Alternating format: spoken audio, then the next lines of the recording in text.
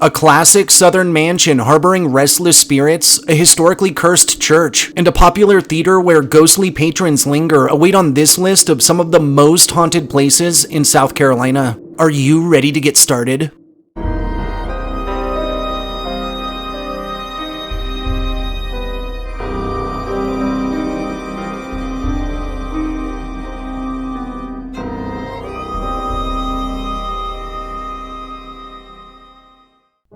Hey guys, and thanks for tuning in for this journey through some of South Carolina's most haunted places. Recognized for its ridiculously delicious cuisine, beautiful beaches, and popular historic sites, the Palmetto State is also a place saturated in stories of the supernatural and classic Southern folklore, with tales of restless spirits that lurk just off of Charleston's cobblestone streets, of ghost ships that sail nearby waters, and of paranormal phenomena sure to send shivers down your spine. Let's jump right in. Our first haunt has us donning our Sunday best for a ghostly service at the Old Sheldon Church. The Old Sheldon Church, or formerly the Prince William's Parish Church, which is located in Yemassee in South Carolina, is an iconic place of worship originally constructed as a chapel of ease in the English Georgian style, using the Roman Tuscan or Doric order, whose bounds are associated with a range of prominent urban legends and Old Hill folklore. Historically, our church in question was initially constructed between 1745 and 1753. Through the Revolutionary War, in 1779, it's believed that the structure was burned by the British, though in 1826, it was fully reconstructed. However, later, through the Civil War, in 1865, it would again face fire at the hands of the Federal Army under General William T. Sherman. Incidentally, one notable report from that era documents Sheldon's second burning as, all that was combustible was consumed. Its massive walls survived the last as they did the former conflagration, with Bishop Thomas stating, exactly as it happened 100 years before in 1779, when General Prevost, marching from Savannah into South Carolina, burned the church. So now in February 1865, General Sherman, marching from Georgia into South Carolina, burned it a second time. Alternatively, in a letter dated from the very next year, Milton Leverett would describe Sheldon Church not burnt, just torn up on the inside, but can be repaired, and would insinuate that the insides were gutted in order for materials to be used to rebuild homes that had fallen victim to Sherman's army. Today, what's left of this weathered chapel rest relatively well preserved amongst a trove of oaks and scattered graves, and include the remains of Governor William Bull, who in 1733 greatly assisted General Oglethorpe in the plotting of the esteemed city of Savannah, Georgia. More recently, the site grew in popularity amongst photographers for wedding ceremonies and various events. However, unfortunately, as of October 2015, the Old Sheldon Church ruins have been made inaccessible to the public. During the years the church was left unguarded, visitors spanning up into relatively recent times have reported a slew of ghostly encounters and unexplained phenomena, including extreme cold spots, instances of personal electronics glitching inexplicably, and strange music or old-timey chants that emanate from within. And several informal investigations of the site have yielded high EMF levels, chilling EVPs, hits on thermal grids, and strange reactions on communicative devices such as Ouija boards or spirit boxes. A host of apparitions, including ghostly soldiers in garb both from the Revolutionary and Civil War eras, have been sighted, as have the entities of parishioners in clothing spanning the centuries, and several have reported shadowy figures that stalk those who get too near. A more popular Sheldon Church legend tells of Anne Bull Hayward, and of how in life she lost her child, resulting in her falling into a deep depression and never again fully recovering. Anne's spirit has been spied stalking the expanse and is usually sighted in mourning attire, standing over the grave of her lost little one, crying into eternity in hopes of being reunited. Okay, so our second haunt takes us to the center of the state, to the Gervais Street Bridge. The Gervais Street Bridge, which is located in Columbia, South Carolina, and that spans 431 meters across the Congaree River, is an iconic arch crossing constructed of reinforced concrete that's also acknowledged for its association to some of the locale's most chilling supernatural lore. While our current bridge is actually the third crossing to stand on site, the remains of the previous two can be viewed just to the north of this current construct. Historically, in 1819, construction of the first bridge, which was a basic wooden crossing, was started and would come to completion in 1827. Initially, it was intended to serve Senate and Assembly streets, which were planned to be main thoroughfares. However, in light of engineering challenges, it was constructed at the foot of Gervais Street instead, which resulted in traffic passing right over Senate, which ended up being transformed into a residential area. In 1865, at the height of the Civil War, this first bridge was burned by the Confederate Army to slow the progress of General Sherman's forces. After which, and following the war, in 1870, a second bridge was constructed and was privately owned until 1912, when it was purchased by Richland and Lexington counties. Between February of 1926 and June of 1928, the current Gervais Street Bridge was designed by State Highway Department engineer Joseph W. Barnwell and was built by the Harding Contracting Company as the widest roadway in the state at the time. And until 1953, it would act as the only bridge that allowed access across the Congaree.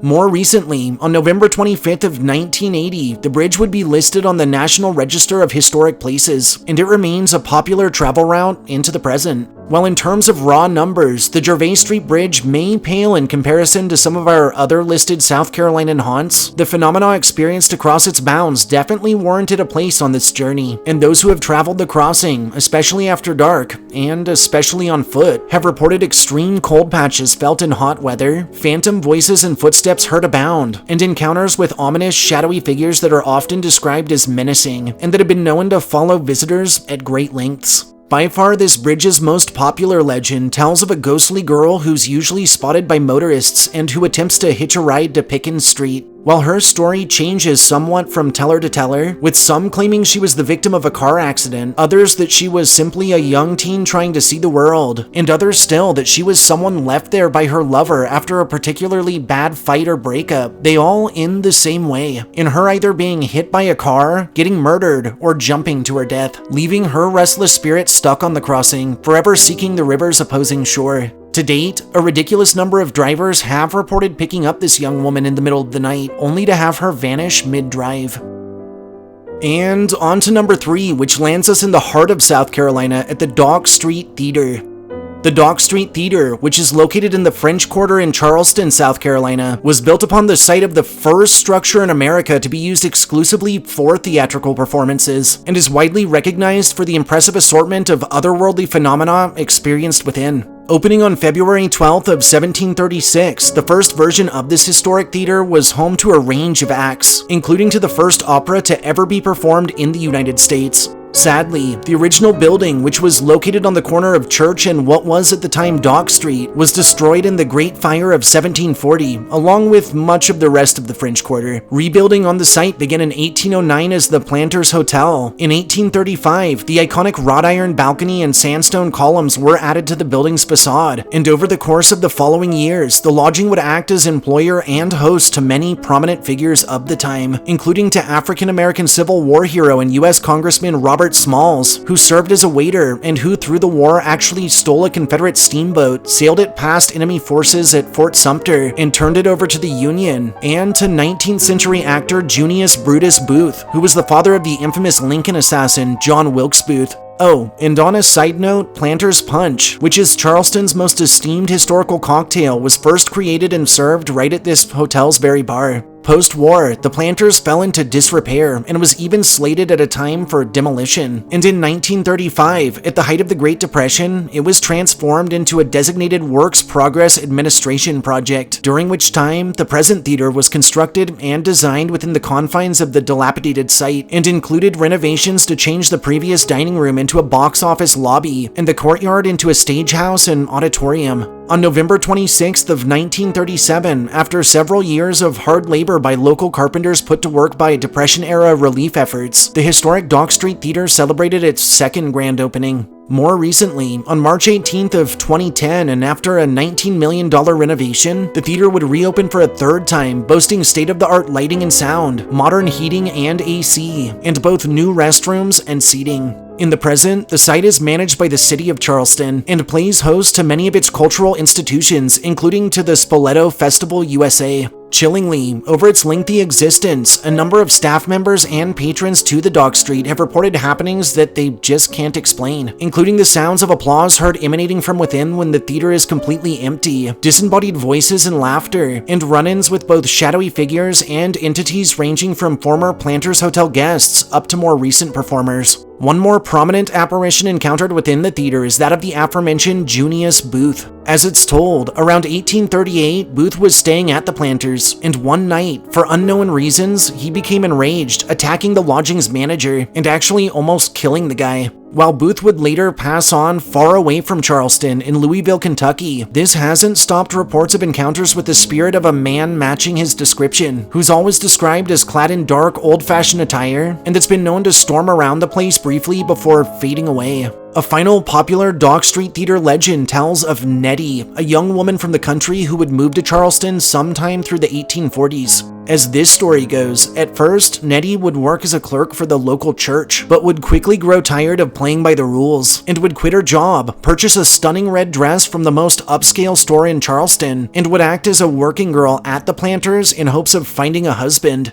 Sadly, however, at 25 years of age, Nettie was considered far past her prime for marrying in said era, and after multiple potential relationships were revealed to be nothing more than lust on the men's part, Nettie would walk out onto the second-floor balcony of the Planters during a particularly brutal storm. When her former boss, the priest, attempted to talk her down, it's said that in a rage, Nettie yelled, "You can't save me," right before she was stricken dead by a bolt of lightning. To date, many have reported observing a beautiful young woman in a red dress wandering around the theater aimlessly, before either disappearing or walking straight through walls that never existed before.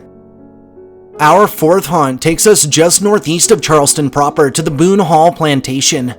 The Boon Hall Plantation, which is based out of Mount Pleasant in South Carolina, is one of the oldest continually operated plantations in the whole of the US that's produced crops for over 320 years, and that ties itself to a number of chilling ghost stories and local legends. Historically, in 1681, this site was first documented through a land grant of 470 acres by its owner Theophilus Patay to his daughter Elizabeth and her new husband Major John Boon as a wedding gift, and they would call the site Boon Hall Plantation. Initially, the property lacked a plantation home itself, and while it's unknown exactly when the hall was constructed, it's assumed that the process was accomplished by those enslaved by the family. John would be elected as colonial grand council through the 1680s, but was removed twice for illegally trafficking enslaved Native Americans, and over his lifespan, he would become associated with privateer organizations while concealing stolen goods. Upon his passing, he would divide his estate between Elizabeth and their 5 children. The plantation would stay in the hands of the Boon family until 1811, when descendant John Boon passed on, after which his wife Sarah Gibbs Boon would sell the property to one Thomas A. Vardell for around $12,000 or so.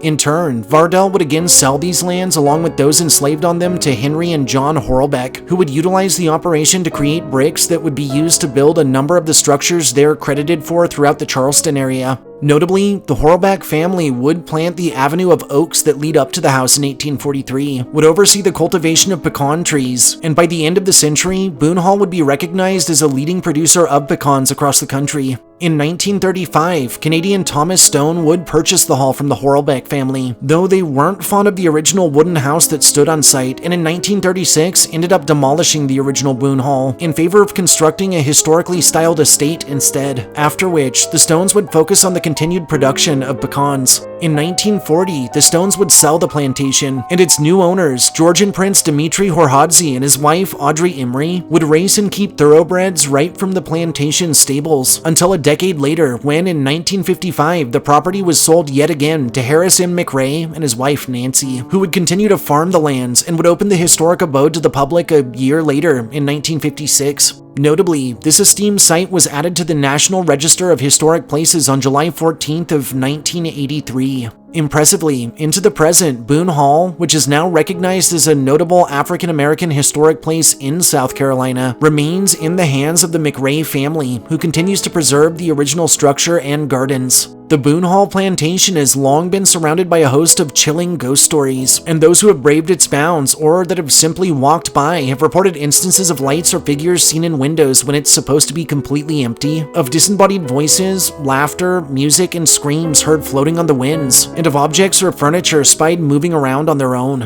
One of the most famous Boon legends tells of Amy Jenkins, a young girl who grew up on plantation grounds through the 1700s. As it's told, Amy was friends with a boy named Concha, who was from a tribe native to the region. On her 18th birthday, Concha professed his love for Amy. However, Amy revealed that she did not share in his feelings, resulting in the utter breaking of his heart. Eventually, Amy fell in love with another man and became engaged, after which Concha disappeared for a time. But just as things were beginning to return to normal, on the night before her wedding, an arrow was shot through her window and struck her in the chest. With her last bit of strength, Amy made her way down the stairs into the front door, where her fiancé, who had heard the scream, was waiting for her, and she ended up passing away on the 13th step, where a large bloodstain remained. To date, it's told that this bloodstain has a weird habit of reappearing even after repeated cleanings. Phantom bootsteps are often heard and usually stop on the 13th step, and the full-bodied apparition of Amy has been viewed replaying her final moments. Also reported across plantation grounds are extreme temperature fluctuations, the constant feelings of being watched or followed by someone or something unseen, and intense feelings of anxiety that many describe are as if they know something bad is just about to happen. Lastly, from documentation, it's believed Boon kept around 225 enslaved individuals across its grounds, and the spirits of the formerly enslaved have been spotted throughout the surrounding areas. More prominently, the spirits of a younger boy and girl have been observed together by where the brick kiln used to lie, though their story is unknown. And the apparition of a woman known as the Sunset Ghost, and who's always described with her hair covering her face, and is making thrusting movements with her arms, has been sighted near, and always just around sundown. Saving the best for last, our final haunt has us traveling south down the state's coastline to Hilton Head Island. Hilton Head Island, which is located in Beaufort County, South Carolina, is a 69 square mile expanse of land hosting its own community filled with a vibrant seafaring culture and its fair share of iconic landmarks that's also known for a slew of maritime ghost stories and tales of haunted locations. Historically, the locale was initially used by tribes native to the region, and it's now believed that the sea pine shell ring, which can be seen near the entrance of the Sea Pines Forest Preserve, was utilized by early inhabitants as a refuse heap or a common area. As European colonization began, waters near Hilton Head were traversed and even fought over by the English, Spanish, French, and Scots. In 1521, Spaniard Francisco Cordio would lead an expedition that would initiate contact with local tribes, and in a 1663 expedition by Captain William Hilton from Barbados, he would discover a headland off the Port Royal Sound, and would in turn name it Hilton's Head after himself. By 1698, the island would exchange hands as part of a barony to John Bailey, whose son would appoint one Alexander Trench as Hilton Head's first retail agent. In 1729, Trench would sell a portion of the land to John Gascoigne, who would call his share, which is now recognized as Jenkins Island, John's Island. And through the mid-1740s, the South Carolinian vessel, the Beaufort, was stationed in a cove around the southern tip of Hilton Head to protect the island from the invading Spanish of St. Augustine.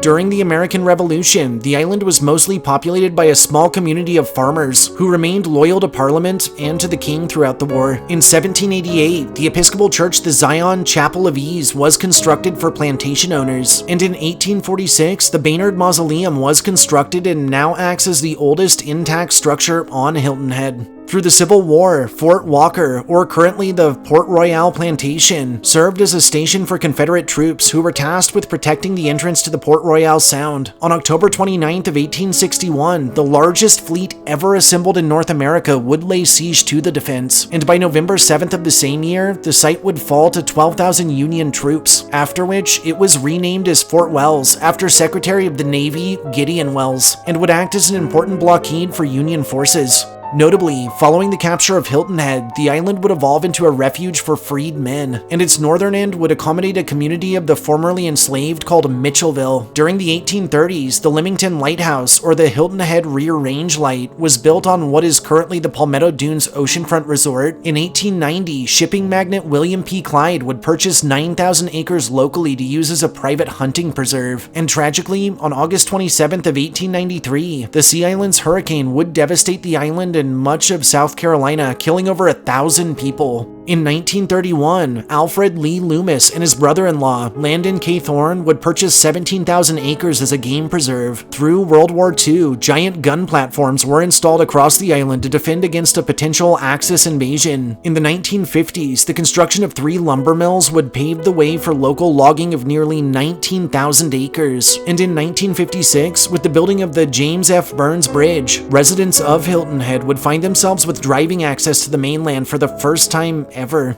Later the same year, the island would start to be recognized as a tourist resort. In 1974, the Burns Bridge was stricken by an incoming barge and shut down, and in 1982, the original bridge was replaced by the current 4-lane crossing. More recently, in 1996, Disney's Hilton Head Resort would open its doors. In 1997, the Cross Island Parkway was constructed. In 2014, the Shelter Cove Town Center was established, and to date, Hilton Head remains a popular and mysterious place for both residents and visitors alike. Now, we've covered a lot of states and cities in our travels and some pretty serious haunted locations, but I can honestly say, folks, that in my opinion, Hilton Head is right up there with major supernatural centers like New Orleans, Savannah, and St. Augustine. Don't be fooled by its size. This little slice of paradise is absolutely jam-packed with fascinating histories and spine-tingling folklore, and where better to kick things off than the Stony Baynard Plantation ruins. In 1793, Revolutionary War hero Captain Jack Stoney would construct a plantation on site as part of the Braddock's Point Plantation, and later, in 1837, it's believed that a Stoney heir lost this ancestral estate, possibly in a poker game, to cotton planter William Baynard, who kept the property until the Civil War, when it was raided by the Union and subsequently burned to the ground. Over the years, those who have braved the plantation have reported odd lights sighted throughout the ruins, strange mists that enshroud the site alone, the unnerving feelings of being watched, of being followed, or even of being touched or pushed by someone or something unseen, and encounters with the apparition of William Baynard himself, who is usually observed going about tasks from his life long since spent, ascending and descending stairs that are no longer there, and interacting with things not visible to our mortal eyes. Next up is the island's iconic Zion Chapel of Ease Cemetery, which was founded sometime through the 18th century, and that used to hold the St. Luke's Parish Church, which was destroyed sometime through the 1860s. Many who wander these weathered cemetery grounds have reported disembodied conversations and whispers, orbs that flit about its grave sites, and encounters with a range of full-bodied apparitions in clothing spanning the eras, including those of Civil War soldiers. Several have told of the sensation of never truly being alone while exploring the graveyard, while others have recounted run-ins with shadowy figures that linger for moments before fading away. Notably, the Zion Chapel of Ease Cemetery also plays host to the Baynard Mausoleum, which, as previously mentioned, is actually the oldest fully surviving structure on Hilton Head, and that holds the remains of the aforementioned Baynard family. Through the Civil War, Union soldiers would break into this aged tomb and would steal all of its valuables, and it's believed this desecration may have angered the spirits at rest there. To date, near the mausoleum, many have reported eerie knocking and scratching sounds from within, the constant feeling of being unwelcomed, visions of a phantom funeral procession, and interactions with the ghost of William Baynard, who, in life, spent many nights mourning the loss of his wife right at this location. Our next point of interest, or I guess points of interest, include the Hilton Head Rear Range Lighthouse or Leamington Light and its keeper's cottage.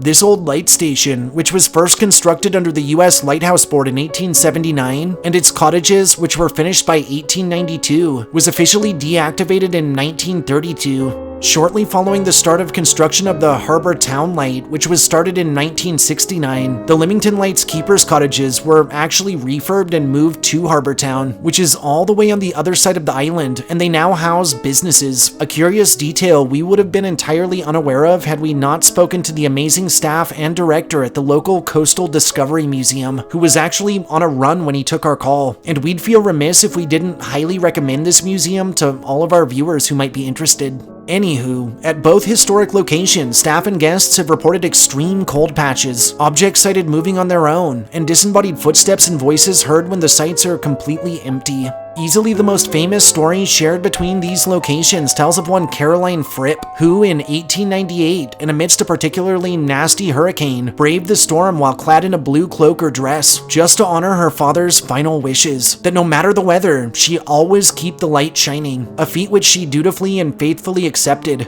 Now, it's told that Caroline's spirit, more affectionately recognized as Hilton Head's Blue Lady, can be sighted when the weather takes a turn for the worst, either at her old residence, at the light, or anywhere in between. And she's been known to offer assistance to those in need, guiding the lost back to safety, while seemingly tending duties from her past. But the Blue Lady isn't just tied to the lighthouse and its cottage, and has also been spied throughout our final Hilton Head haunt, being the Palmetto Dunes Resort, which was first established in 1960. This prestigious expanse totes a long history of supernatural phenomena, and alongside encounters with Caroline, guests to its bounds have reported eerie, old-timey music that drifts on the winds, accounts of doors and windows opening and closing on their own, instances in which those returning to their locked rooms or rentals find every light and faucet turned on, and documentation of personal electronics behaving erratically, or in which well-maintained vehicles simply refuse to start. From its eerie, haunted ruins to this iconic Blue Lady, Hilton Head is a charming historic locale toting a fascinating reputation, and honestly, more ghost stories than some of the larger cities we've had the pleasure of covering, marking it as an intriguing and magical place where both locals and visitors alike become part of an ongoing sea fable that includes stories of ghostly slavers, of benevolent phantoms, and whispers of the past that simply refuse to die.